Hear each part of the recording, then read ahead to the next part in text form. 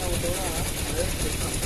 So మీ అందరికీ మేము దండించేట్లేము, మేము సక్రంగా చెప్పేకున్నాం. నాదేం పోతాడు అని చెప్పి 2 గంటలు డ్రైవ్ చేసి రాసినందుకు మీ బండి పర్మనెంట్ లోపల వచ్చింది, పర్మనెంట్ లోపల వచ్చింది. నీ కడుపు కొడితే నాకేం రాదు, నిన్ను మార్చినానుకో తీసుకొచ్చుకోలేదు. నీ కడుపు కొట్టినానుకో ఏం రాదు.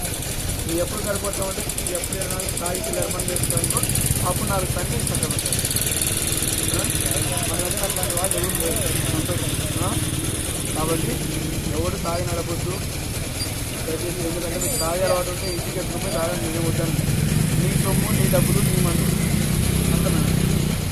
ఎందుకంటే కొంచెం సేఫ్టీ చేసుకుంటే నేను నమ్ముకొని మీ ఇతరులు తల్లిదండ్రులు కావచ్చు, భార్య పిల్లలు కావచ్చు ఉంటారు. ఇది ఏ రోజు కాళ్ళు నడిపే ఎవరితో పడతాడు. కాబట్టి జాగ్రత్త. ఓకేనా?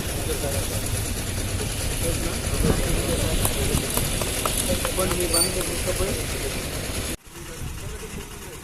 ఓటు తీసుకుంటే ఒక ప్రూఫ్ యాక్సిడెంట్ ఎలా జరిగిందని మనకు కనిపిస్తుంది. ఓకేనా? కాబట్టి అందరూ దయచేసి ఒక నెల లేకపోయినా లైసెన్స్ కాపాడుతుంది. ఇప్పుడు కఠినకరమైన ఒక యాక్సిడెంట్ ఇంతకుముందు ఎలా ఉన్నా కూడా బయటకు మీరు చూసారా? మా ఏరియాలో 6 బండి పర్మిట్ పడిపోయింది. అది ట్రాక్టర్ 10 లక్షల బండి ఒక చిన్న ఇన్సూరెన్స్ లేదానికి